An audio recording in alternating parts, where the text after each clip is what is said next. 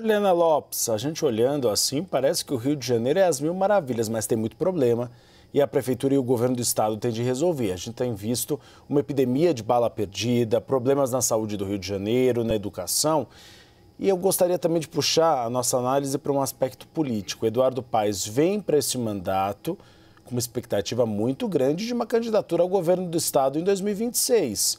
E ele pode enfrentar um segundo round quando o nome conhecido, Alexandre Ramagem, que perdeu para a Prefeitura de São Paulo. Para a Prefeitura do Rio, desculpa. Como você vê esse cenário para as disputas de 2026? Pois é, ele nega, né? Diz que vai ficar até o fim nesse mandato, quando é questionado, mas é claro que o cenário, a fotografia é de momento, né? O cenário pode mudar a depender, inclusive, das amarrações políticas entre os partidos ali.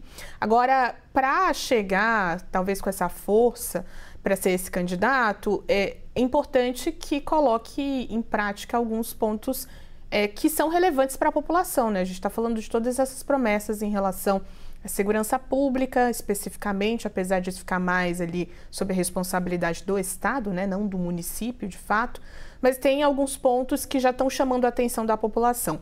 Na parte da educação, eu chamo a atenção para um deles, né, ali logo após ter sido eleito, né, reeleito, na verdade, para a Prefeitura do Rio de Janeiro, ele começou a enfrentar uma grande resistência, por exemplo, dos professores municipais que fizeram uma greve que acabou recentemente por conta de ter encaminhado um projeto que muda, de alguma forma, a carga horária dos professores. Isso chama atenção, apesar da greve ter sido encerrada e essas negociações ainda estarem em andamento, chama a atenção dos servidores públicos de uma forma geral, pelo menos dos servidores municipais, né, que já ficaram ali num sinal de alerta sobre essas mudanças administrativas em relação à carga horária, o que pode causar ali uma resistência de uma parte desse eleitorado. Isso tudo está sendo analisado politicamente.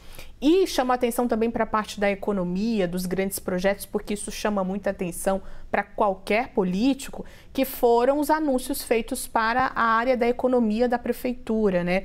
Ele anunciou, por exemplo, no começo da semana, a ex-presidente do BNDES, a Maria Silvia, para assumir a Secretaria de Grandes Projetos, que é aquela secretaria que vai pensar em obras, grandes obras para atrair investimentos, especialmente em regiões que são dominadas. Isso vai ser uma grande dificuldade, mas é uma promessa ali de governo, né, de prefeitura, que são dominadas pelo crime organizado. E aí esse é um grande problema do Rio de Janeiro. Então tem algumas promessas colocadas, trabalho começando, uma fase de transição ainda, que já é um desenho para, caso mude de ideia, para que ele se cacife para ser um candidato ao governo do Rio de Janeiro. É claro que tem adversários políticos, questões que envolvem alianças partidárias que são levadas muito em consideração para que tenha apoio, mas são pontos que a gente vai precisar observar daqui para frente, né, nas próximas semanas, para entender qual vai ser o desempenho do quarto, né, são muitos, quarto mandato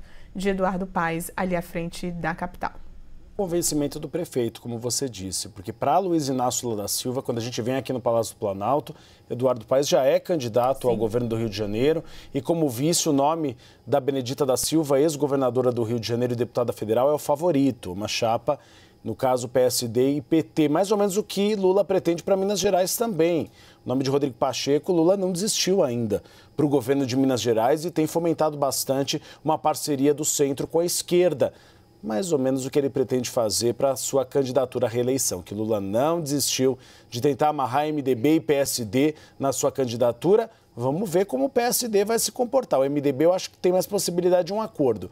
PSD não, a gente tem Gilberto Kassab, que apoia, por exemplo, Tarcísio de Freitas em São Paulo e sempre fica com o pé em cada canoa. Juliana Lopes, obrigado pelas informações.